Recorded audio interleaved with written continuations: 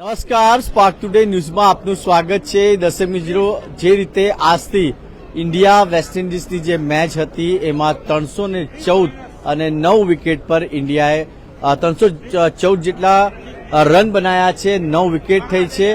પહેલી ઇનિંગ ઇન્ડિયાની હતી, હવે બીજી ઇનિંગ વેસ્ટ ઇન્ડિઝની છે. અને જે રીતે આપ જોઈ રહ્યા છો કે बड़ौदा क्रिकेट एक नया कायाम और नए जो है इंस्पिरेशन मिलेंगी बच्चों के लिए भी, बट इंडिया के भी जो फैंस हैं उनके लिए भी जो काफी फैसिलिटीज वाइज आपने पूरा एंजॉय कर रहे हैं. अभी तो है अभी 50% एंजॉय किया है.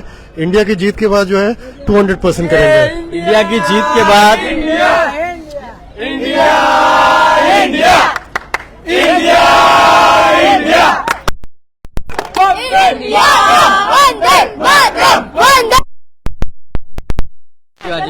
આજે મસ્ત લાગ્યું. પહેલો એક્સપિરિયન્સ હતો મારો. હા, અને સ્ટેડિયમ કેવું મસ્ત છે. એવું મજા એન્જોય કર્યું છે. હા, હા, કોણ કઈ ક્રિકેટર તને ગમે છે?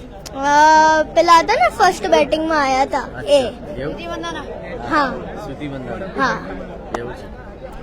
દર્શક મિત્રો, આપ જોઈ રહ્યા છો જે જોશ વડોદરા વાસીઓમાં દેખાઈ રહ્યો છે અને જે રીતે આ તમામ લોકો ઇન્ડિયાની ટીમને ચેર કરી રહ્યા છે.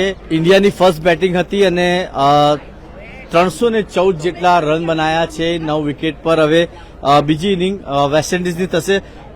કેવું લાગ્યું અહીંયા આગળ આપ સ્ટેડિયમ પર આવ્યા અને કેવી ફેસિલિટી હતી?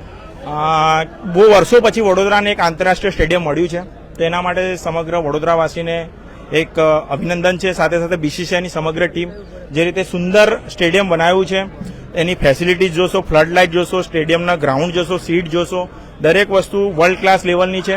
હું દરેક વડોદરાવાસીને હું વિનંતી કરીશ સ્પાર્કના માધ્યમથી કે આપ સ્ટેડિયમમાં આવો. આવતીકાલે અને પરમ દિવસ પણ મેચ છે અને બીસીસીઆઈની સમગ્ર ટીમ બહુ સુંદર રીતે મહેનત કરી રહી છે. સાથે સાથે વડોદરાના સમગ્ર મીડિયા કર્મીઓ, કેમ કે છેલ્લા 5-7 દિવસથી જે રીતે આ લોકો મહેનત કરી રહ્યા છે, ઠંડીનો માહોલ છે અહીંયા આગળ, પરંતુ બધા જે રીતે મહેનત કરી રહ્યા છે કે આપણા શહેર માટે ગર્વની વાત છે કે આટલા વર્ષો પછી એક સ્ટેડિયમ મળ્યું છે. તો આપણે આવવાનું છે બધા આગળ શહેર માટે, કેમ કે શહેરમાં ખુશીનો એક માહોલ એ જ રીતે છે કે તમે મારી આસપાસ જોઈ શકો છો કે નાના ભૂલકાથી લઈને સિનિયર સિટીઝન સુધી લોકો અહીંયા જોવા માટે આવ્યા છે. અને જે ફેસિલિટી છે બહુ સુંદર છે. અને કહેવાય કે તમે જોશો કે બીસીએના ઘણા અધિકારીઓ છે, એ લોકો ઓન કેમેરા આવવાની પણ ના પાડી રહ્યા છે કે અમારો ટાર્ગેટ એ હતો કે શહેરને સારું સ્ટેડિયમ આપીએ, કેમ કે શહેરના લોકો ક્રિકેટ રસિક લોકો છે. જે આપણે અહીંયા માહોલ છે એવો લાગે છે કે અદભુત માહોલ છે, શબ્દમાં બયાન ના થાય. એને ફીલ કરવો હોય તો તમે સ્ટેડિયમ પર આવો. અને ટિકિટ બહુ નોમિનલ છે, 100 રૂપીસની છે અને બીજી કંઈક 1300-1400 રૂપિયાની છે. એ bookmyshow.com પર અવેલેબલ છે. એટલે દરેક લોકો આવો. શહેરમાં જે સુંદર કાર્ય લોકો જે મેચ હતી, શું કેવું લાગ્યું? કોની બેટિંગ ગમી તમને? અને કહેવાય આજની મેચમાં જે સ્મૃતિ મંદાના છે 91 થી આઉટ થયા, થોડું દુઃખ છે, પરંતુ જે રીતે એમને બેટિંગ ફટકાબાજી કરી છે અને એમનું ઇન્ફોર્મ થવું ઇન્ડિયા માટે સારું કહેવાય, કારણ કે એમના જે પરફેક્ટ ડ્રાઈવ અને જે પ્લેસમેન્ટ છે એ સારું કહેવાય ઇન્ડિયા માટે. અને સ્મૃતિ મંદાના નહીં, 3-4 નંબર રીચા ઘોષ છે, જીમેમા રોડ્રિગ્સ, એમનું પ્લેસમેન્ટ તમે જુઓ, પરફેક્ટ ડ્રાઈવ છે. અને 314 રન સેકન્ડ ઇનિંગમાં પીચ સ્લો થવાના કારણે કદાચ વેસ્ટ ઇન્ડિઝને અહમ પડી શકે છે. અને ઇન્ડિયાના બોલર તો એક્સલન્ટ. અને આઉટફિલ્ડ થોડું સ્લો છે, કેમ કે આજે પહેલી મેચ છે એટલે કદાચ જે ગ્રાસ લેવલ એન્જોય કર્યો છે, ફૂલ એન્જોય કર્યો છે. અને હું બીજા લોકોને કહીશ કે તમે આવો સ્ટેડિયમમાં. વેલ પ્લેડ ઇન્ડિયા.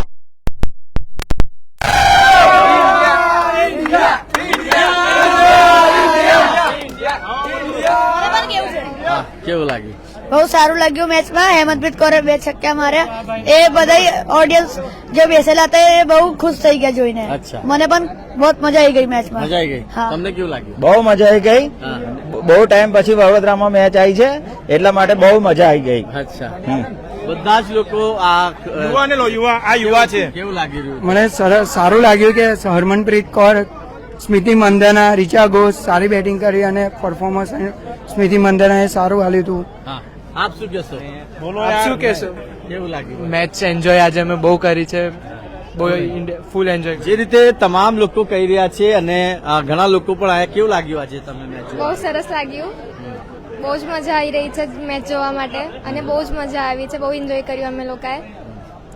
તમામ લોકો એન્જોય કરી રહ્યા છે. ફર્સ્ટ ઇનિંગ હમણાં પૂરી થઈ છે, હવે બીજી ઇનિંગ જે છે વેસ્ટ ઇન્ડિઝની બેટિંગ શરૂ થશે. પણ જે રીતે બરોડા ક્રિકેટ એસોસિએશન દ્વારા જે ફેસિલિટી આ કોટંબી ખાતે રાખવામાં આવ્યું છે. તમામ વડોદરાના સંસ્કારી નગરીના જે લોકો છે એ ખુશ છે અને ખાસ કરીને આ કોટંબી સ્ટેડિયમ બનાવવામાં આવ્યું છે દર્શક મિત્રો. તો એના આસપાસમાં કેમ કે એ ઇન્ટરનેશનલ મેચ અહીંયા રમાઈ રહી છે, ખાસ કરીને વેસ્ટ ઇન્ડિઝ અને ઇન્ડિયાની વચ્ચે, અને એવામાં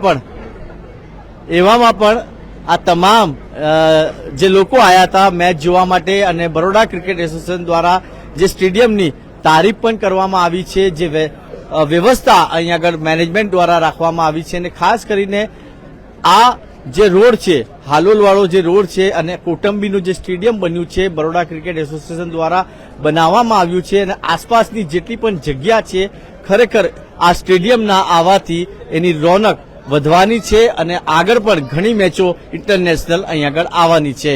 હવે જોવાનું એ રહેશે કેમ કે ફર્સ્ટ ઇનિંગ અત્યારે 314 જેટલા રન ઇન્ડિયાએ માર્યા છે 9 વિકેટ પર. હવે વેસ્ટ ઇન્ડિઝની સેકન્ડ ઇનિંગ ચાલુ થશે. તમામ ક્રિકેટની અપડેટ સાથે સ્પાર્ક ટુડે ન્યૂઝ સાથે આપ જોડાયેલા રહેજો. વિડીયો જર્નલિસ્ટ રાહુલ કપ્તાન સાથે હું કૌશલ, સ્પાર્ક ટુડે ન્યૂઝ માટે.